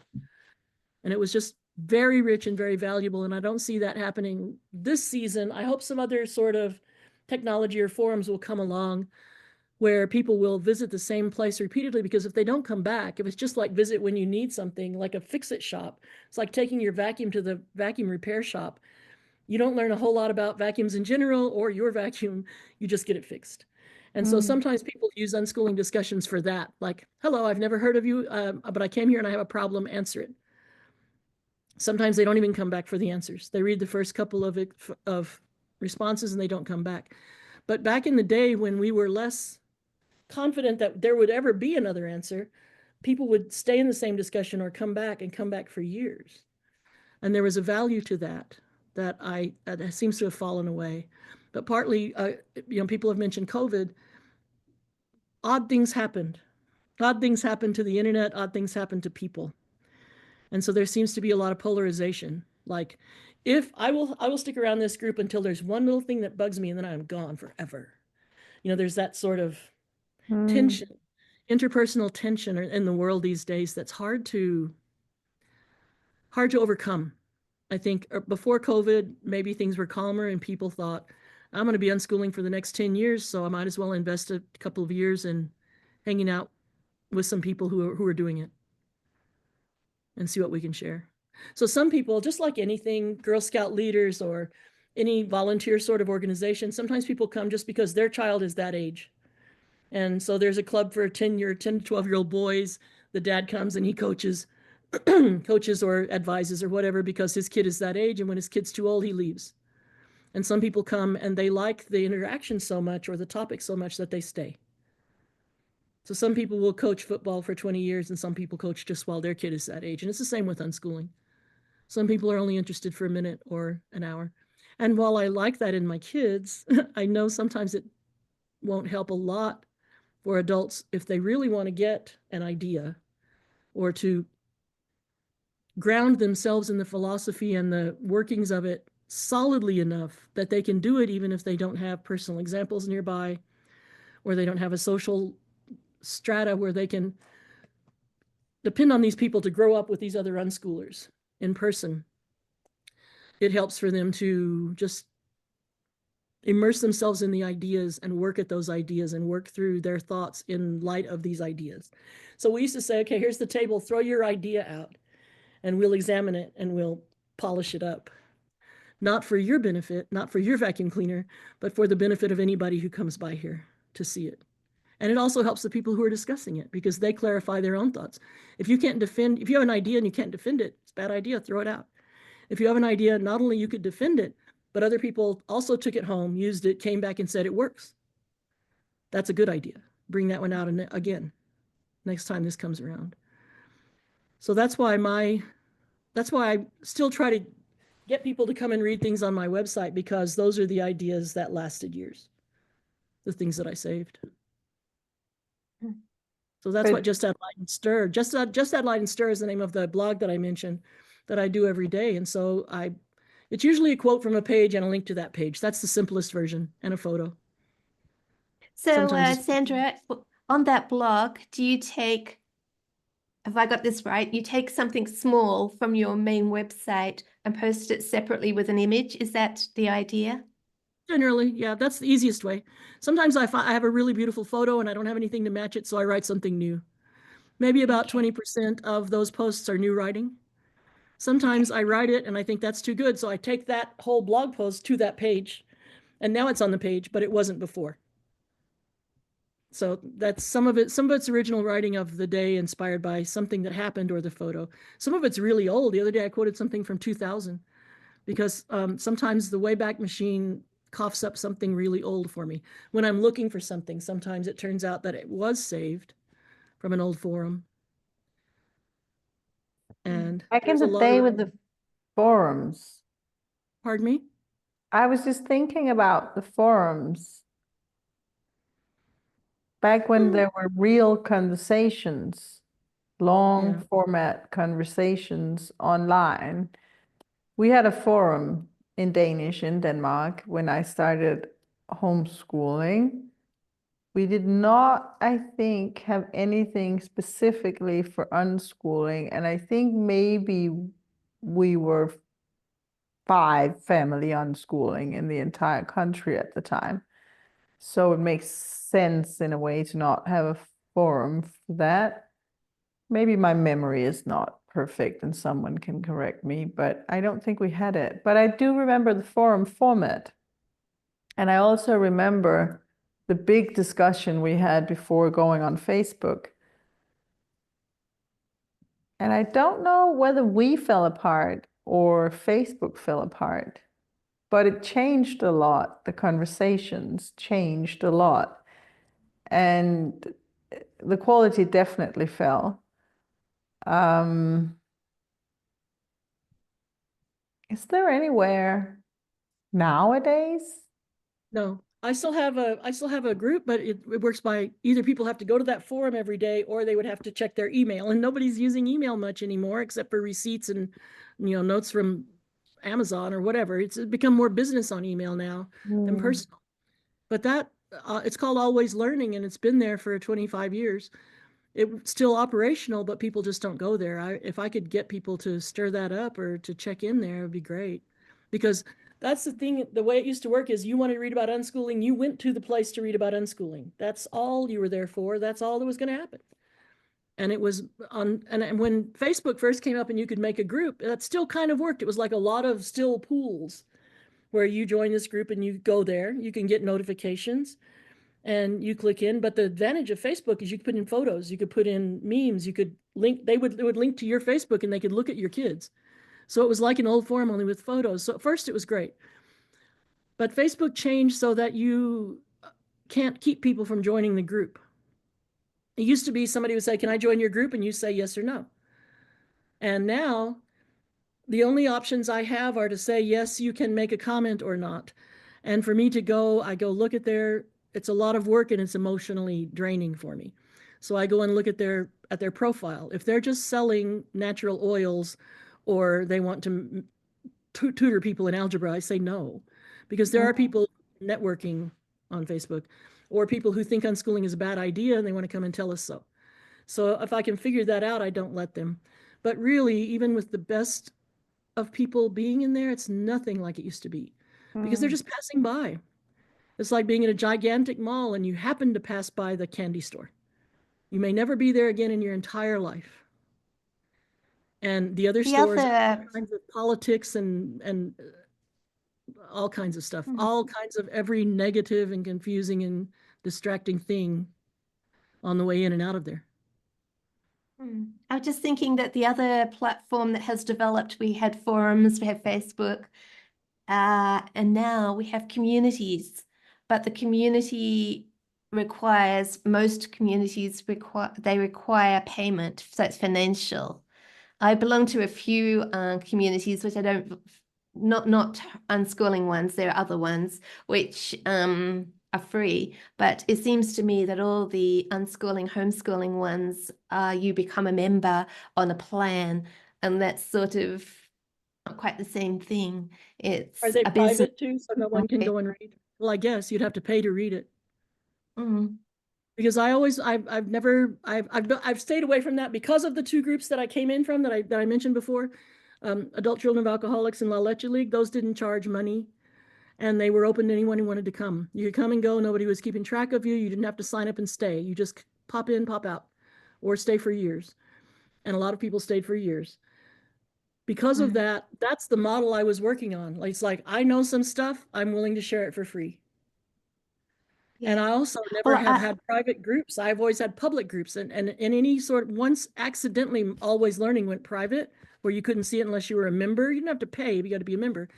And so my links stopped working on my website. If I would link to a discussion, people couldn't get in there unless they joined the group. I was mortified. So when Yahoo groups they didn't close down. They stopped keeping archives. So you can still use Yahoo groups for announcements, but you can't read old things.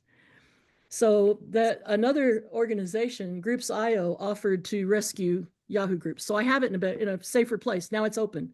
Now all those links that used to, anyway, the links work. But I always told people, don't tell us anything you're not willing to put in public, because this is public. Because we're doing this to share based on those other two groups, based on a lot of ways that women have helped women over the years, that it wasn't secret, that they're sharing what they know verbally. I think that's how women learn from other women. That's how you learn about birth. That's how you learn about marriage. That's how you learn about sex, is by asking other women, is this weird? How's it going for you? Is this normal? And the kind of conversations that women have about those things is the way people are learning unschooling. Because if you pay money, you don't know, is that person just giving you the quickest, easiest answer she can think of, or is she really digging in? Depending how many people she has, is she going to quit when she felt like she got, you got your $15 worth? I don't know. It's not the model I ever worked on, so it disturbs me a little bit. Just I don't want to do it. I like public information. No, I came across one of your old Facebook posts, when we became friends on Facebook so that we could talk about this podcast. Facebook gave me a few of your posts to read, so to put something in my feed. And one of them was from, quite a long time ago. And you were writing about not accepting money for help, unschooling help, that we had people that helped us work things out, and now we're helping other people work it out. This is not a business. This is, we don't tell people what to do. We just help people work it out. I think you said something, I wish I had the quote, but you said something about everybody has to work it out for themselves as well, that we can help each other, listen, give ideas, but ultimately we all have to work things out for ourselves. We can't tell somebody like this, I'm an expert, now just do this, and unschooling doesn't work that way. But I was very struck. I wish I didn't know we were going to talk about this anyway, but it was a very interesting post of yours. It gave me another perspective on how to help people online, and whether to charge money for help or not. If people do, they do. I mean, my friend Pam Sarushian is always saying I should have, and I shouldn't mind if other people do. It's just me. It's just me. And I'm glad that my husband was willing to support my odd habit. I mean, he would pay my way if I wanted to go speak somewhere that wasn't paying my way. He would pay it. He was fine with that. It was like, I used to say, my weird missionary work. And so I got to see places and go touristing in exchange for speaking. That's how I saw it, because people would let me stay and drive me around. And I just made my own deal. I made up my own deal. But what I have been telling people is we can't install it in you. It's not a club you join and then you are one. It's not, we can't make you an unschooler. We can just give you all of the tools. We can lay all of the parts out and you pick up the ones you want. You have to build your own. You just have to build your own. And it would be like joining a group of people who are Harley Davidson mechanics. If you're a motorcycle enthusiast and you own a Harley Davidson, you can join a group and they'll tell you all about, which parts go to which year and where you can get them and stuff, and you can just have a grand old time. But if you join a group like that and say, well, I really have a Kawasaki, it's okay for them to go, well, then this isn't a good group for you. We can't help you. We don't want to help you. Why are you here? And so when people come to an unschooling group and go, yeah, but my husband doesn't agree with it. Yeah, but our state says we have to do this and that. Yeah, but I just feel like they're saying, I don't have a Harley Davidson. I don't want one. Now help me. So that's another thing I can do if I'm not charging money, is say, no, we can't help you. Sorry. Well, I have a completely opposite situation, actually, because I'm a trained psychologist and my job is to help people, basically. If they ask me for help, I'll help. And if it feels like work, I'll charge them money. And I would do it for free if I could go to the supermarket and get the food for my kids for free, but I can't. So my job is to help people who ask me for help.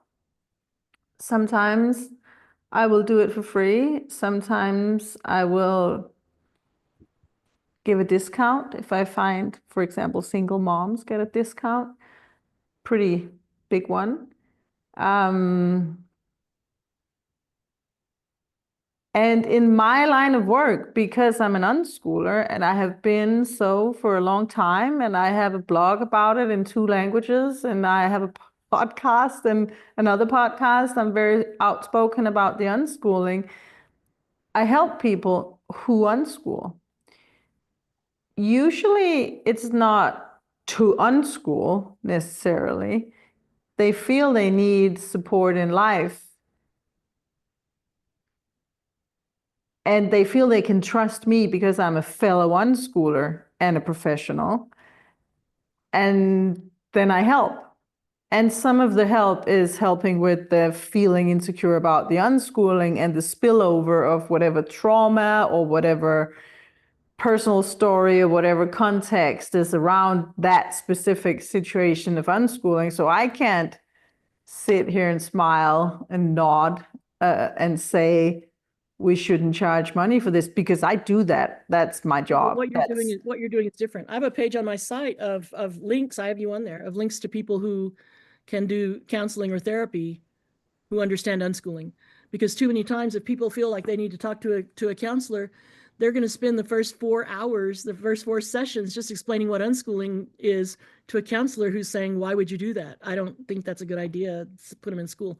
So to bypass that part, I have a list of people who will charge them money, but who already will skip that unschooling. What? You're doing what? But also very often I see that my clients, one of the reasons they need to talk to me specifically, a fellow unschooler, is what if you struggle with the unschooling and something else? Or maybe mostly the unschooling, because that unschooling is poking you right where the pain is. You can't talk to a regular therapist about it, because they would say, okay, why don't you put the kids in school and do like everyone else? Then you'll feel good. So I am talking with my clients a lot about unschooling and how to handle being an unschooling mom and how to handle being an unschooler in the world and how to handle the specifics, all the things I would also share with someone I met at a unschooling conference or unschooling meetup. And in those contexts, obviously I do it for free, just like the podcast is for free and the blog is for free. And a lot of things I just do because I'm passionate about this topic. But it's just funny how the trauma or the personal development or the things we need to grow with, where we sometimes need a professional to help us, well, it flourishes in the things we do. So if we unschool, well, that's where the pain is, because that's what we're doing all day. And that's where you see, that's the rash, but the reason for the rash could be maybe a little bit deeper. And that's where I That come can be in. the healing. That can be some of the healing too. Mm. Especially if people's angst and trauma involves learning or school or acceptance or what they needed from adults that they didn't get. By giving that to their children, they can do better. They can be better. So if it's easy, if that's an easy thing, if explaining that and a couple of go do it will help, then we can help them for free. Mm-hmm. Like Adult Children of Alcoholics helps people overcome the idea that, oh, my life sucked because my mom was an alcoholic and I'm not even going to try to do better. I'm stuck here. If somebody can help you for free to get out of something like that, if it's easy for that person to get out, then you don't need to charge money. And if the person can't get out, then they can go to a professional. They can hire a counselor. That doesn't bother me. What bothers me is somebody charging a minimal amount for a secret group, where then I suspect what they're selling is stuff they learned from me and other people anyway. So that's different. Yeah. But I think also when we offer the thing for free, it's not really free, because there are expenses in having blogs, websites, podcasts, equipment. And what we're saying is that we are willing to absorb the cost, pay that cost, so that we can offer that something free, but it isn't really free. And this is Right. where I'm at, thinking, how long can I keep all my my blog and my podcast online? Because it does cost money, and you don't want to charge people, but it's sharing Unschooling for the past, I think I was working out, I think I've got 15, I'm in my 15th year of writing on my blog. I've put a lot of money into it, and I don't regret it. It's been great fun. It's money well spent, but I wonder, it's not everybody can afford to have a blog, have a WordPress blog. I know. Say. I'm lucky that my husband's willing to help me out. And I have done Yeah, fundraising. well, mine is as well. Holly and I made a set Yeah. of magnets and sold those. A lot of people still have those on their refrigerators. There have been some things in the past. I make a little bit of money from books, not much. I never even remember to tell people I have a book. It's not people who have I've got it. I've got a copy. Oh, thank you. Me I think too. it's a good one. I think it's a good one, but that's not, I didn't write it because I wanted to have a book. I wrote it because people kept bugging me. Do you have a book? Do you have a book? And it's got some good information in it. Sometimes if there wasn't anything else like that on my site, I put the whole chapter on. I did that with babies and toddlers because I didn't already have pages on my site. And so when people asked, I realized I didn't have a page, so I lifted that from the book. But it's me. It's my personal feeling that I came from free information, and I want to provide free information. Once in a while, I've just asked for donations. I haven't lately. I didn't this year. But if I needed money, I would. And then the people who are really flush sometimes give me $100, and some people give me $5, and that covers the year easily, pretty quick. In a couple of days, people will give me enough money to cover my website and my storage, my photo storage, or whatever it might be. So one of the greatest thrills I had, Sandra, was I've got a buy me a coffee button to hopefully get just a little bit of money to help cover the costs. Not that it is generating much income, but that day that I got an email saying Sandra Dodd has bought you 5 coffees. Oh, I just got so excited. Sandra Dodd, does Sandra Dodd know I exist? I like your website. It's sweet. Yeah, I've known that you've existed for many, many years, and I thought this is, the guru, Sandra Dodd is a legend. I've read all her stuff, and Sandra Dodd's bought me 5 coffees, and I sat there for a minute thinking there must be another Sandra Dodd, and then I went, and then we started chatting we exchanged a few emails, and I did a bit of fangirling, and I thought, Sandra Dodd's my friend. It was such a thrill. Will you link her website below this so people can go see it, Cecilia? Yes, I've already noted that. Okay. And I will also link to specific posts that you have been talking about. Actually, my husband will do it, and I might And send you Jen an Keefe, email. I can send you that link to the Jen Keefe page. There's also, I mean, I'm getting tired. It's after 11 Okay, here in the right. cold That's north. 2 So, hours but left. I can't see any longer, but I can still write. Yeah, Sue website. But I also, you mentioned a few specific blog posts, Sue, so we need to put them in the show notes as well. The one about healing, you said. Yes, that one. And one about mental health. Same. Yeah. Okay. Yeah, I can't see. I'm looking at the paper, but it doesn't work. Well, thank you. It's This the was funny nice. thing. Now we shared it. One is in Australia, one is in the US, and one is in Scandinavia. So we're on very different time zones here. And mine is getting late. I feel like I have a few things we haven't talked about that's noted here. But maybe we have to do it on the next one. Is there many things? Could we do a part 2? Well, yes. About recovering curiosity. I just feel that, did we cover it really? There was There one. wasn't a summary. There wasn't a summary, but I think the summary could be, even if you, by sharing your children's wonder and excitement about the world, you can rekindle your own if you had lost it. And I thought about when you said a few, maybe once, maybe twice, that I've had mine. I never lost mine. That's not exactly true. I think I had some school years where I was kind of, I don't know, a little bit lost. Also, my parents divorced just as I started schooling, so could be the school, could be the divorce. I don't know. But when I scan back over my life and I try to think about those years from 6 to 16, and maybe even high school years, so until 19 when I started university, I feel like the things I learned and the things that really ignited my brain, it was never the curriculum. And I was a very good student, especially the last half of these years. The first years I was really, really stupid. I couldn't learn anything. But after, I don't know, grade 5 or 6, I became smart. Someone turned on the light and I got all the high grades, and it doesn't matter much. But the things I really learned, I learned in relations. I learned from my uncle when he was telling stories, and from my grandmother, and from books I read that was not school books. My mom had a library. She was a high school teacher of Danish and French, and she had a library, and I had a hard time sleeping as a child, so I would sit in the library at night reading all the books. I remember that. I don't remember the schooling stuff. So what I'm trying to say is that hungry brain that I need something to go in there. I still feel that.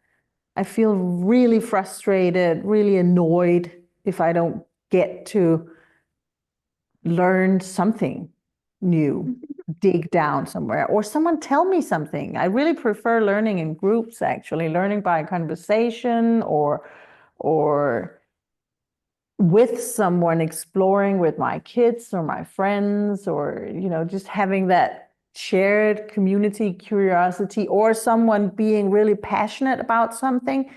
Hardly matters what it is. Someone being really passionate about cardboard, telling me all about it, how it works and how it's created and how much is used for what and why it's a problem. And I wouldn't care to look it up myself, but if someone's really passionate and talking about it, I can listen like an idiot for 3 hours just because that makes it interesting, right? So, yeah. So my curiosity is like that. And I think most of the things I've learned in my life, of course, some of these things I've learned from school teachers in a school context, because some school teachers are really passionate and they share that passion, and listening to them and exploring with them has been fun. In school, not so much. In high school, more. In university, even more. because these people, they just knew what they were doing. I love the mention of cardboard. One time I was at a friend's house and I got really excited about some little cardboard box, about how they had cut it. So it was cut in such a way that if they punched them out, they didn't waste cardboard. And I was just like effusively going on about this cardboard box and about the design. And everybody's just looking at me. And he said, you know, people do that for jobs. It's like an engineering thing. I'm like, oh, I hadn't thought about that. You know, somebody somewhere, when they're deciding how to cut that cardboard, they have to have a use for the punch outs, for the waste or something, right? I'm like, oh, that's so cool. But if I could start over, there are so many jobs. I would love to do tile. If I could just start over and like, what in all the world is fascinating that you want to do? I have a list, and one of them is, I guess, designing cardboard boxes, and one of them is doing tile.